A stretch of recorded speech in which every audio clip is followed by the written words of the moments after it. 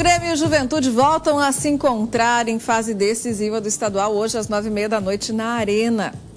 O técnico Gustavo Quinteiros tem pelo menos 5 dúvidas para a escalação da equipe gremista. O jogador decisivo na classificação contra o São Raimundo pela Copa do Brasil, Thiago Volpi, pode ser mantido como titular.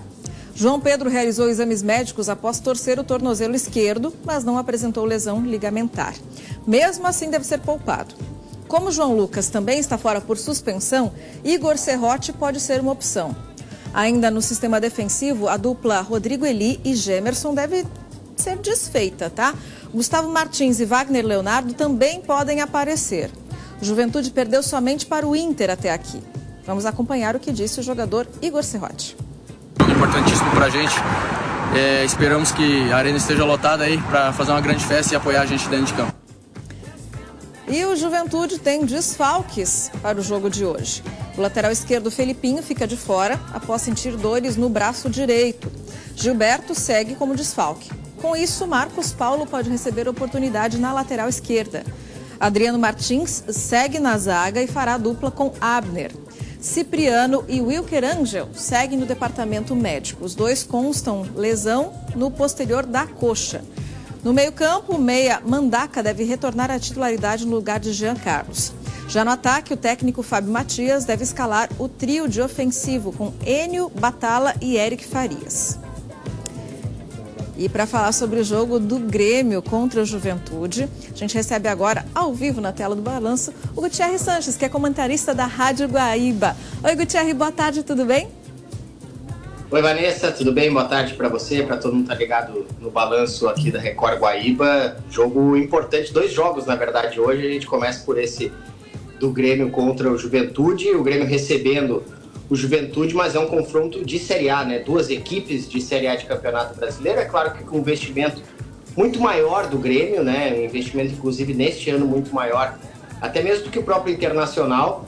Só que, justamente por esse investimento, é necessário agora um tempo para esse time aparecer. Tem jogadores que nem estrearam, alguns fizeram uma partida ou alguns minutos apenas, outros com poucas partidas também precisam evoluir bastante, mas é em meio a isso que o técnico Gustavo Quinteiros tem esse desafio de pegar um bom Juventude, apesar dos desfalques, sendo bem treinado pelo Fábio Matias. Já visto até fez campanha melhor do que o próprio Grêmio. Pois é, Gutierre, então é isso que eu estou agora entendendo, porque eu não sou muito do esporte, tá? O pessoal de casa já me conhece, eu não entendo muita coisa. Mas agora eu entendi porque que tantos colegas meus aqui vieram hoje trabalhar com o uniforme do Grêmio, né, Wagner? Então já está todo mundo na torcida. É por causa do jogo de logo mais, os ânimos estão exaltados, né? É a oportunidade que tem o Grêmio de fazer o jogo na sua casa, né? Não tem a vantagem, pega o Juventude a segunda partida, recebe, né, o Grêmio lá no Alfredo Jaconi, em Caxias do Sul, então o Grêmio precisa fazer o resultado. Até por isso, né, Vanessa, dá para ver que vai ser um Juventude com uma escalação um pouco mais cautelosa, vai apostar na velocidade, como você trouxe ali os 3 atacantes, mais o Mandaca, que é alguém que representa por característica também, alguém que marca um pouquinho mais do que o Jean Carlos. Então é um Juventude que quer levar uma vantagem e considera uma vantagem o empate. No meio a isso, o Grêmio precisa também fazer uma vitória para justamente reverter essa espécie de vantagem que tem o time de Caxias. Eu aprendi com o Felipe Bueno aqui que o Juventude não entrou para brincadeira, tá, gente? Agora vamos virar um pouquinho e falar um pouco do Inter.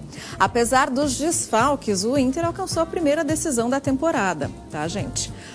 Os jogadores fundamentais no esquema montado por Roger Machado estão fora do jogo por lesão, como, por exemplo, Borré, Alan Patrick e Wesley. O elenco treinou ontem no City Park Gigante e, em seguida, viajou rumo à Serra. O papel de Roger Machado está sendo fundamental. Além de cuidar das questões táticas e técnicas, ele investiu boa parte da semana conscientizando os jogadores de que no gauchão não se tem jogo fácil, mas também precisou encontrar soluções para os desfalques. Além das ausências já computadas, ele perdeu Rafael Borré, que apresentou um estiramento muscular na coxa direita e está fora de pelo menos 2 jogos contra o Caxias.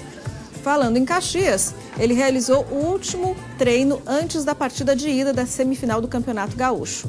O Grená faz mistério para encarar o Inter. Suspenso, Pedro Cuiabá já é ausência confirmada. No meio-campo, o técnico Luizinho Vieira deve manter Mantuan e Lohan.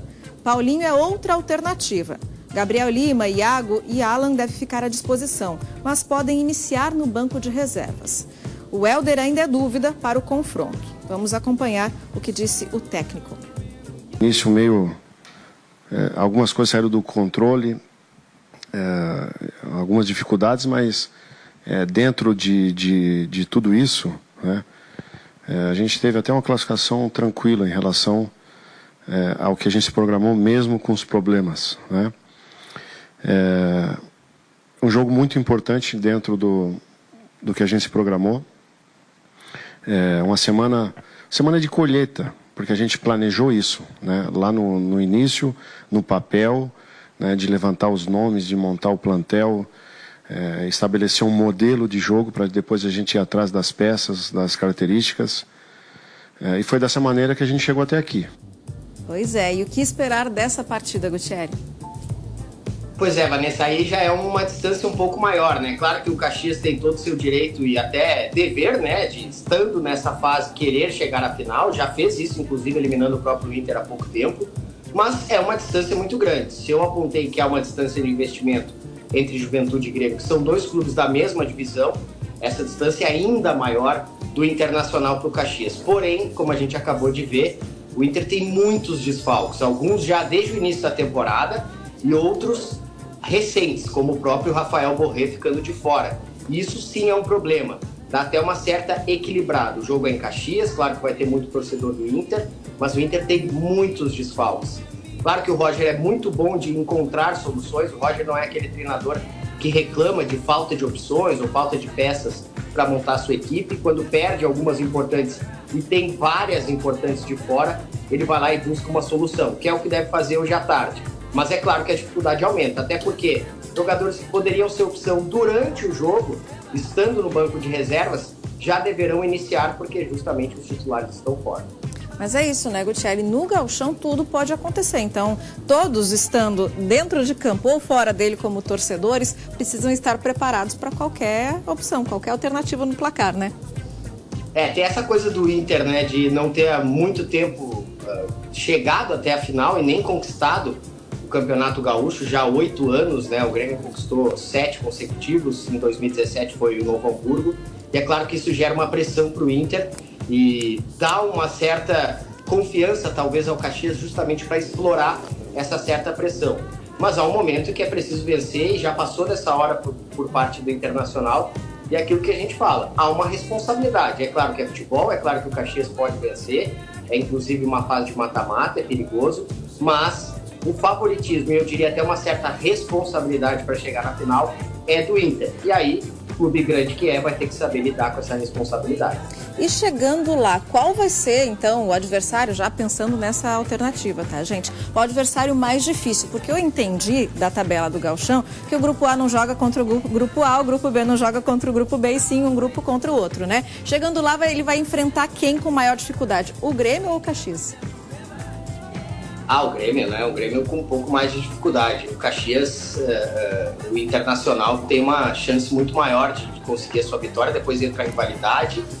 Mas eu até diria, Vanessa, que a gente tem que ter mais cautela, e eu me incluo nisso, porque às vezes a gente se empolga muito com a diferença de investimento, mas não pode descartar nenhuma final Caju, né? Caxias e Juventude, eles estão aí para tentar a classificação. O Juventude fez a segunda campanha, o Caxias fez a quarta, uma boa campanha, repito, com muito menos investimento do que os demais, principalmente os dois de Porto Alegre, mas é futebol. E não está descartado, eu acho que não é muito provável, mas não está descartado uma final, por exemplo, entre os dois de Caxias, ou um estando com o outro eliminando alguém da dupla Grenal. Não é impossível isso de acontecer, até porque recentemente aconteceu várias vezes. E o Juventude, ele tem mostrado a que veio, né, nesses últimos campeonatos. A gente tem acompanhado aí que ele está ganhando cada vez mais destaque, até no Brasil como um todo, não só aqui no Rio Grande do Sul. Gutierre, muito obrigada pelas explicações, obrigada por me ensinar um pouquinho mais do esporte. Que isso, um grande abraço aí, que tenhamos 2 bons jogos hoje, bom trabalho para todo mundo. Para todos nós. Bons jogos, e a gente sempre quer assim, a paz nos estádios, né? Não quer briga, não quer gritaria, quebra-quebra, nada disso. É uma partida, é um espetáculo dentro de campo. Fora de campo, por mais que não goste, olha, engole o choro, vai para casa, amanhã é um novo dia, né? E amanhã tem a última rodada da primeira fase do Campeonato Paulista. Quem tem os detalhes é a repórter Duda Gonçalves.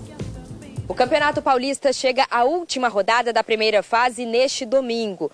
Todos os jogos vão acontecer às 6h30 da tarde. Das 8 vagas disponíveis para as quartas de final, 5 delas já foram preenchidas. Dos 4 grandes times de São Paulo, Palmeiras e Santos ainda não estão classificados para a fase do mata-mata. O Verdão precisa vencer o Mirassol e torcer por um tropeço da Ponte Preta, vice-líder do Grupo D. Neste domingo, a Record transmite com exclusividade na TV aberta o confronto entre Corinthians e Guarani a partir das 6 da tarde. O Corinthians quer se classificar com a melhor campanha geral na liderança para ter a vantagem de jogar em casa nas fases finais.